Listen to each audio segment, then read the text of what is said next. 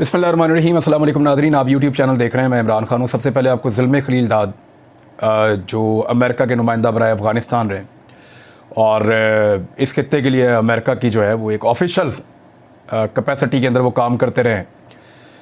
Donald Trump के साथ भी काम किया, उससे पहले भी काम करते रहे और अब ये जो गवर्नमेंट है इन्होंने भी आके तब्दील नहीं किया। ज़ुल्म खलील दाद ने कुछ ट्वीट्स किए हैं। मैं ज़ाती तौर पे उनको पाकिस्तान के इंटरनल मामलात के अंदर एक मुदाखलत समझता हूँ, ये एक मशवरा समझता हूँ। मेरे ख्याल में हमें अपने फ़ैसले खुद करने चाहिए इससे पहले कि बाहर वाले मुदाखलत करें या बाहर वाले हमें मशवरे दें। IMF भी हमें बहुत सारे मशवरे दे रहा है, मगरबी ममालिक मशवरे दे रहे हैं, चाइना मशवरे दे रहा है, सऊदी अरब मशवरे दे रहा है। सारी दुनिया समझा रही है कि होश के नाखून लो, पाकिस्तान को मज़ीद डिवाइड का शिकार ना करो। यही मशवरे पाकिस्तान के अंदर सहाफ़ी और जो तबकात समझ बूझ रखते हैं वो भी यही बात कर रहे हैं। मिसाल के तौर पे वकला कम्युनिटी वो भी यही बात कर रही है। मिसाल के तौर पे साबिर शाकिर यही बात कर रहे हैं। अरशद शरीफ यही बात करते करते शहीद हो गए हैं। हम सहाफ़ी जो हैं, सदीक जान गिरफ्तार है, वो भी यही बात कर रहा है। हम सारे एक ही बात कर रहे हैं कि पाकिस्तानियों को पाकिस्तान का फ़ैसला करने दें और पाकिस्तान के फ़ैसले बंद कमरों के अंदर ना किए जाएँ। बंद कमरों में होने वाले फ़ैसले जो साजिश के तहत किए जाते हैं वो मुल्कों को नुकसान पहुँचाते हैं। अब पहले हम मशवरे दे रहे थे, अब बाहर वाले भी मशवरे दे रहे हैं। मेरे ख्याल में पाकिस्तान को खुद अपने फ़ैसले करने चाहिए। किसी बाहर वाले को ये जुर्रत नहीं होनी चाहिए या बाहर वाले को ये वजह नहीं देनी चाहिए कि वो हमें मशवरे देना शुरू कर दे। और पाकिस्तान को वही करना चाहिए जो पाकिस्तान के वसी तर कौमी मफाद में हो। बहरहाल फिर भी मैं आपको पढ़ के सुना देता हूँ जो बात ज़ुल्म खलील दाद ने की है।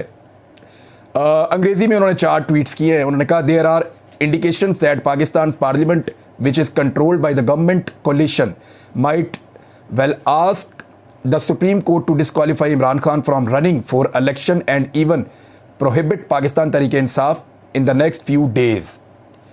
वो कह रहे हैं जी ऐसे इशारे मिल रहे हैं कि पाकिस्तान की पार्लियामेंट जिस पर एक इत्तेहादी हुकूमत इस वक्त बनी हुई है वो सुप्रीम कोर्ट से कहेगी कि इमरान खान को इंतखाबात के लिए नाअहल करार दे दिया जाए और पाकिस्तान तहरीक-ए-इंसाफ को अगले चंद दिनों के अंदर जो है वो ये कोशिश कर सकते हैं कि उसको प्रोहिबिट कर दिया जाए या उसको ममनुआ जमात करार दे दिया जाए या उसको एक कलअदम जमात करार दे दिया जाए। अच्छा, ये उनकी इतला है अमेरिकन की। उसके बाद उनका ये कहना है, the government appears to have decided to set up Imran Khan as enemy number 1 of the state. Such steps will only deepen Pakistan triple crisis, political, economic and security. Already some countries have suspended planned investments. अच्छा, इस पर वो कहते हैं कि ऐसा लगता है कि हुकूमत ने इमरान खान को अपनी रियासत का दुश्मन नंबर 1 बनाने का या करार देने का फ़ैसला कर लिया है और इस तरह के इक़दामात से पाकिस्तान के जो पहले ही 3 किस्म के मसाइल हैं जिनमें एक सिक्योरिटी का है, दूसरा जो है वो पाकिस्तान की सियासी मसला है और तीसरा जो है पाकिस्तान का माशी मसला है, इक़्तिसादी। ये पहले ही कुछ बहुत ज़्यादा है और ये मज़ीद बहरान ज़्यादा हो जाएंगे। और उनका पहले ही कई ममालिक ने जो पहले से मनसूबाबंदी की हुई थी पाकिस्तान में सरमायाकारी की, उसको पाकिस्तान में मुअत्तल कर दिया है। ये ज़ुल्म खलील दाद कह रहा है। अच्छा, अगले जो ट्वीट है उसके अंदर वो कहते हैं, the IMF support remains doubtful if the steps mention take place.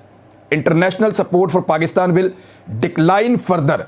Political polarization and violence will likely increase.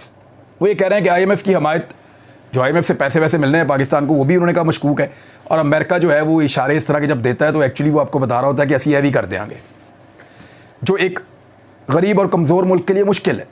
हमें खुद मुख्तारी चाहिए, आज़ादी चाहिए, गुलामाना सोच नहीं चाहिए।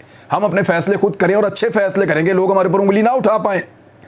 लेकिन इंसानी हकूक़ की जब आप खिलाफ वर्जियाँ करते हैं, जब आप लोगों के लिए अपनी सरजमीन तंग करते हैं, जब रियासत जुल्म और जबर की पॉलिसी अपनाती है तो फिर बाहर वालों को बात करने का मौका मिल जाता है। इमरान खान का रजीम तो इसलिए चेंज हुआ था ना कि पाकिस्तान के अंदर कुछ लोगों ने फैसला कर लिया था, किसी ने NRO लेना था, किसी के अपने मफादात थे, किसी की ज़िद और अनाई काबू नहीं आ रही थी, कोई कहता था बात नहीं सुनता।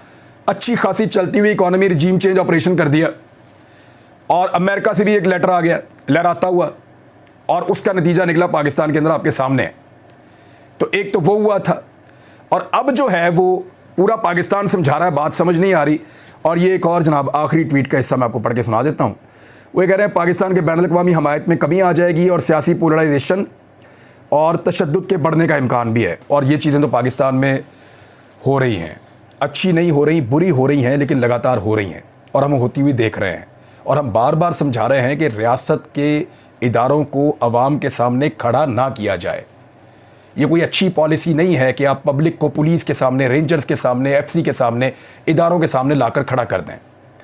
इससे पाकिस्तान में पोलराइजेशन बढ़ेगी, पाकिस्तान में नफ़रत बढ़ेगी और ये नफ़रत कम नहीं होगी। अगर कोई बड़ा सानिया हो गया, खुदा न खास्ता एक लीडर को बगैर सिक्योरिटी के छोड़ा हुआ है जो इस वक्त पाकिस्तान में सबसे मकबूल लीडर है, तो उसके असरात क्या होंगे इस मुल्क के ऊपर?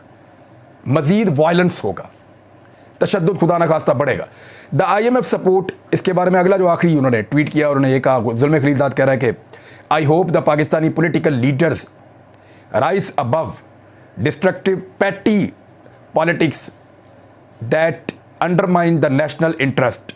If not, I hope the Supreme Court says no to being used in games that undermine the national interest.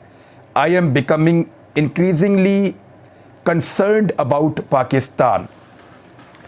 वो आखिर में ये कह रहा है कि जी मुझे उम्मीद है कि पाकिस्तानी सियासतदान जो हैं वो छोटी छोटी सियासत से ऊपर उठेंगे और पाकिस्तान में मज़ीद तबाही नहीं फैलाएंगे और जो कौमी मफाद को नुकसान पहुंचाती है वो हरकतें नहीं करेंगे।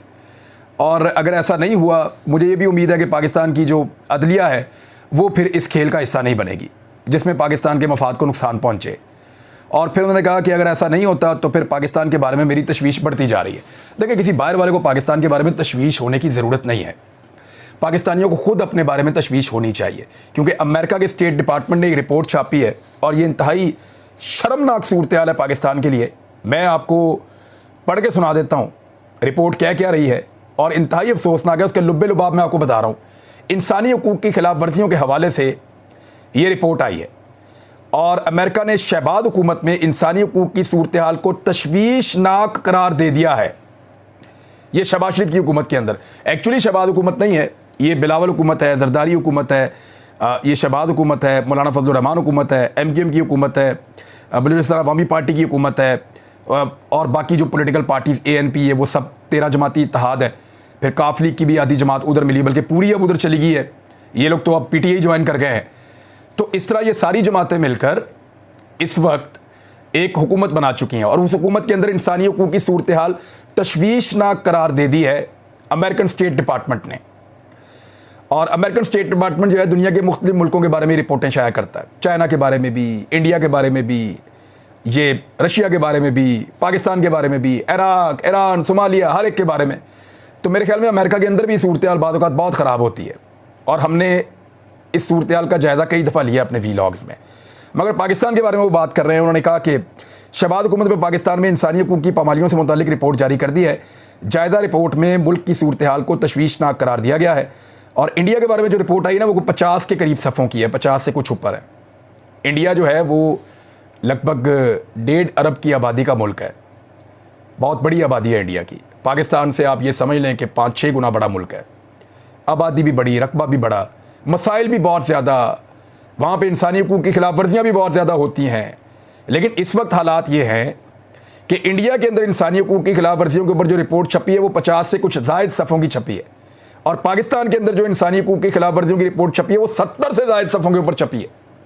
अंदाज़ा कर ले कि पाकिस्तान इस रजीम चेंज ऑपरेशन के बाद इंसानी हकूक़ की खिलाफ वर्जियों में कितना आगे निकल गया है, अनफॉर्चुनेटली। और ये रिपोर्ट जो है वो अखबारी तराशों के ऊपर, जो हक़ाइक़ सामने आ रहे होते हैं उनके ऊपर, जो दस्तयाब डाटा होता है उसकी बुनियाद के ऊपर छपती है। आप इसके ऊपर इख्तलाफ भी कर सकते हैं, मैं भी इख्तलाफ कर सकता हूँ, बहुत सारी चीज़ों पे मुझे इख्तलाफ होगा। मुझे ऐसा लगता है कि इंडिया के अंदर शायद हालात अक़लियतों के लिए ज़्यादा बुरे हैं, पाकिस्तान के अंदर उतने बुरे नहीं हैं। लेकिन पॉलिटिकल अपोनेंट्स के लिए और सहाफ़ियों के लिए और मुखालिफ पॉलिटिकल पार्टीज़ के लिए जो रजीम चेंज ऑपरेशन के बाद हालात पैदा किए गए वो वाकई बहुत ख़राब हैं। हमने ऐसा दौर पाकिस्तान में, मैंने अपने सहाफ़ती करियर में परवेज़ मुशर्रफ के दौर से लेकर अब तक नहीं देखा और उससे पहले भी, यानी मेरी 40 साल की उम्र है, मैंने परवेज़ मुशर्रफ के दौर से पहले भी नवाज शरीफ का बेनज़ीर का दौर देखा। मैंने ये चीज़ें तब भी होते हुए नहीं देखी जो मैंने इस दौरे हुकूमत में पिछले 1 साल के अंदर 11 महीने के अंदर नोटिस की है। रिपोर्ट में सहाफ़ियों की गिरफ्तारी और तशद्दुद पर तशवीश का इज़हार किया गया। रिपोर्ट में लिखा गया कि 2022 में अरशद शरीफ को प्रोग्राम में तनकीद के बाद मुकदमात का सामना करना पड़ा और मुल्क को छोड़ना पड़ा।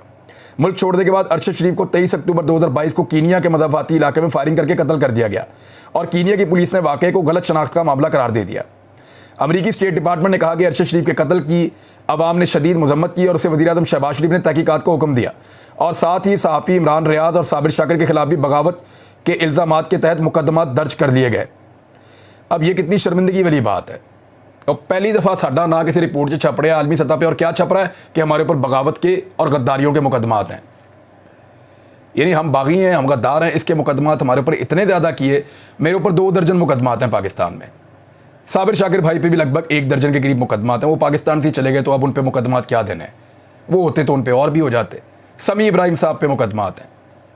और जमील फारूकी को गिरफ्तार किया, कपड़े उतारे। अरशद शरीफ के ऊपर मुकदमात, 18 मुकदमात या 16 मुकदमात उनके ऊपर थे। इस सारी सूरत हाल में पाकिस्तान की कोई नेक नामी तो नहीं हुई है। आज सदीक जान को अंदर किया हुआ है, हम फिर उसके लिए अदालत जा रहे हैं और उसके ऊपर डाल क्या रहे हैं कि वो शेल छीन के ले गया पुलिस वाले से। ओ भाई, सदीक जान किसी से क्या छीन कर लेकर जाएगा भाई? वो रिपोर्टर है, जर्नलिस्ट है, वो अपना काम करता है। वो इंतहाई नरम दिल आदमी है, वो तो बांटने वाला आदमी है, हर एक को, सबको प्यार ही बांटता है। वो किसी के साथ उसने आज तक कोई सख्त बात नहीं की। वो ऐसा नरम दिल आदमी है, उसके ऊपर जो है वो ऐसा भोंडा इल्ज़ाम लगा दिया। फिर उसके बाद कह रहे हैं कि मुल्क के बड़े टीवी चैनल्स को बंद कर दिया गया बार बार, और 9 अगस्त को उन्होंने एयरवे की मिसाल दी है। फिर और बहुत सारी चीज़ें हैं। फिर ये भी कहा गया कि सहाफ़ियों ने बताया कि हमें मौजूदा और साबका हुकूमत पर तनकीद करने पर हरासा किया गया, धमकियाँ भी दी गई हैं।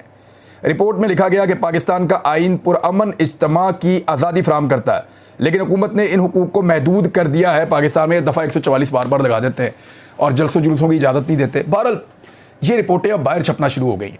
यानी पाकिस्तान के अंदर जो गंद डाला शहबाज शरीफ साहब ने पिछले 1 साल में अपने सहूलतकारों के साथ मिलकर, पाकिस्तान की एस्टेब्लिशमेंट ने जो खेल खेला, जिसका जनरल रिटायर कमर जावेद बाजवा साहब अपने कॉलम्स के अंदर बता भी रहे हैं, यानी कॉलम में तो नहीं बता रहे, उन्होंने शाहिद मित्तला साहब से मुलाकात की है। मेरी इत्तला के मुताबिक ये 2 मुलाकातें हैं, और मेरी इत्तला के मुताबिक ये कई घंटों की मुलाकातें हैं, और मेरी इत्तला के मुताबिक ये 1 कॉलम नहीं है। मेरी इन्फॉर्मेशन के मुताबिक ये ज़्यादा कॉलम्स हैं, और ये आने वाले दिनों में मज़ीद छपेंगे, और बड़े बम फटने वाले हैं आने वाले दिनों में।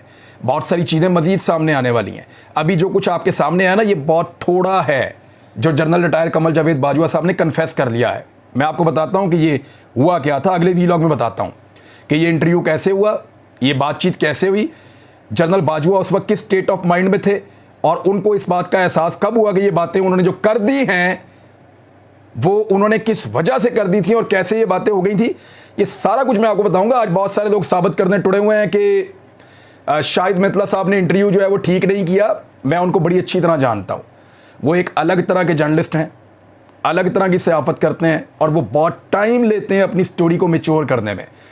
2 फरवरी को उनकी मुलाकात हुई थी, जिसके अंदर ये सारी इंफॉर्मेशन निकली थी जनरल बाजवा से, और उसके बाद से लेकर अब तक उन्होंने सारी चीज़ को एक तहरीरी शक्ल बनाकर रखा हुआ है।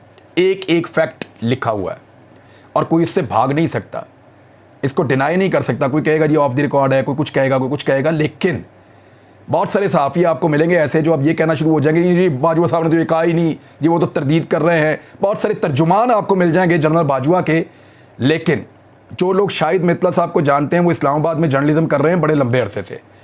पाकिस्तान के सारे इदारे उनको जानते हैं अच्छी तरह, वो फॉरेन ऑफिस को भी कवर कर चुके हैं और बड़े संजीदा नौयत के सहाफ़ी हैं। उनकी बहुत सारी चीज़ें इमरान खान के अगेंस्ट भी आएंगी आने वाले दिनों में, जो बाजवा, क्योंकि वो ये बता रहे हैं कि जनरल बाजवा ने ये कहा है। अब वो ठीक कहा या गलत कहा, सब अपना अपना मौक़िफ़ दे सकते हैं। बहुत सारे लोग डिनाई करेंगे जनरल बाजवा ने झूठ बोला है, लेकिन बोला जनरल बाजवा नहीं है। शाहिद मित्तला साहब के बारे में सब जानते हैं कि वो किस तरह के रिपोर्टर हैं और किस तरह चीज़ें निकलवाते हैं और किस तरह से करते हैं। मैं आने वाले दिनों में आपको बताऊंगा कि इसमें और क्या कुछ आने वाला है। ये बड़ा तहलका खेज़ मामला होगा आने वाले दिनों में। पाकिस्तान तहरीक इंसाफ को मेरी इत्तला के मुताबिक जलसे की इजाज़त दे दी गई है, और 25 तारीख को वो जलसा करेंगे, और जलसा उनका होगा जी लाहौर के मीनार पाकिस्तान पे। मुराद सईद के घर पे भी छापा मारा गया है। लगातार इस वक्त छापा मार टीमें जो हैं वो काम कर रही हैं, और हर जगह पे पाकिस्तान तहरीक इंसाफ के लोगों के ऊपर छापा मारा जा रहा है, और पूरे पाकिस्तान के अंदर पाकिस्तान की रज के बदनामी करवाई जा रही है कि कोई कसर रह ना जाए पाकिस्तान के खुदा न खास्ता बदनाम होने के अंदर। लगातार पाकिस्तान को बदनाम करने के लिए पाकिस्तान के इदारे और पाकिस्तान की हुकूमत ऐसा लगता है कि इस वक्त तुले हुए हैं। और ज़ुल्म खलीलदाद को ये जसारत नहीं होनी चाहिए थी कि वो पाकिस्तान के अंदरूनी मामलात के अंदर इस लेवल की मुदाखलत करें, नहीं होनी चाहिए थी। पाकिस्तानियों को अपने मफाद का फ़ैसला खुद करना चाहिए था। पाकिस्तान के लोगों को खुद ये फ़ैसला करना चाहिए कि पाकिस्तान की आवाम को फ़ैसला करने दें। बंद कमरों के फ़ैसले कब तक चलेंगे? या तो ये मुल्क जमहूरी हो सकता है तो या डिक्टेटरशिप हो सकती है। तो अगर तो ये जमहूरी मुल्क है तो लोगों को फैसला करने दें। लोगों को ज़बरदस्ती दबाकर आप कब तक रखेंगे? तो इससे पहले कि बाहर वाले आप पे फैसले मुसल्लत करें, और ये हुकूमत को अब तय करना है कि उन्होंने खुद अवामी मुफाद का फैसला करना है या गुलामों की तरह बाहर से आने वाली डिक्टेशन के ऊपर इस मुल्क को चलाना है। क्योंकि ये तो हुक्मरान वो हैं जो पहले से कह रहे हैं पाकिस्तान वेंटिलेटर पे है, जो अमेरिका कहता है हमें वो करना पड़ जाता है। क्यों भाई? आपका अपना दिमाग काम नहीं करता? आपको खुद होश नहीं है कि पाकिस्तान को किस चीज़ की ज़रूरत है और पाकिस्तान को कैसे चलाना है? तो बाहर वालों की मुदाखलत से बेहतर है कि पाकिस्तानी अंदर से संभलें और अपने मामलात को खुद दुरुस्त करें। एतजाज अहसन साहब ने बड़ा क्लियरली कह दिया है कि इलेक्शन होंगे और उसी दिन होंगे जो दिन मुतय्यन हो चुका है। देखिए, सुप्रीम कोर्ट का कमज़ोर से कमज़ोर फैसला भी है ना, उस पर इम्प्लीमेंट ज़रूर होता है, याद रखिएगा। क्योंकि अगर सुप्रीम कोर्ट ऑफ पाकिस्तान के फैसले पे इम्प्लीमेंट नहीं होता तो उसके कॉन्सिक्वेंसेस ऐसे लोगों को भी भुगतने पड़ेंगे जो सोच भी नहीं सकते कि ये नज़ला उन पे आके गिर जाएगा। हालात इस तरह के पैदा हो जाएंगे और ये पॉलिटिकल पार्टीज इलेक्शन से भाग नहीं सकती, इनको इलेक्शन में आना पड़ेगा। आने वाले दिनों में आप देखेंगे रमज़ान मुबारक जैसे जैसे आगे बढ़ेगा, इलेक्शन की कंपेन तेज़ होगी। इमरान खान साहब के ऊपर जो जाली केसेस हैं उनके अंदर वो साथ साथ सामना करते रहेंगे। और मेरा नहीं ख्याल कि इंसानी हकूक़ की मज़ीद खिलाफ वर्जियों से ये हुकूमत और इस्टेब्लिशमेंट इस मुल्क को और बदनाम करवा सकती है। अगर ये करवाएंगे तो क्या ये पाकिस्तान के साथ वफादारी है? तो क्या ये पाकिस्तान के साथ पाकिस्तान को बदनाम करने वाली बात नहीं है? तो पाकिस्तान का जो भी वफादार होगा, पाकिस्तान से जो भी प्यार करता होगा, वो पाकिस्तान के मफाद में खुद फैसला करेगा, इससे पहले कि बाहर वाला उसके ऊपर कोई फैसला मुसल्लत करे। हमारा मुल्क है, हम फैसला करेंगे और हमें ही फैसला करने का हक होना चाहिए। हर पाकिस्तानी को अपने वोट के ज़रिए से फैसला करना है और कोई फैसला नहीं करेगा। अब तक के लिए इतना ही। अपना ख्याल रखिएगा, अपने इस चैनल का भी। अल्लाह हाफ़िज़।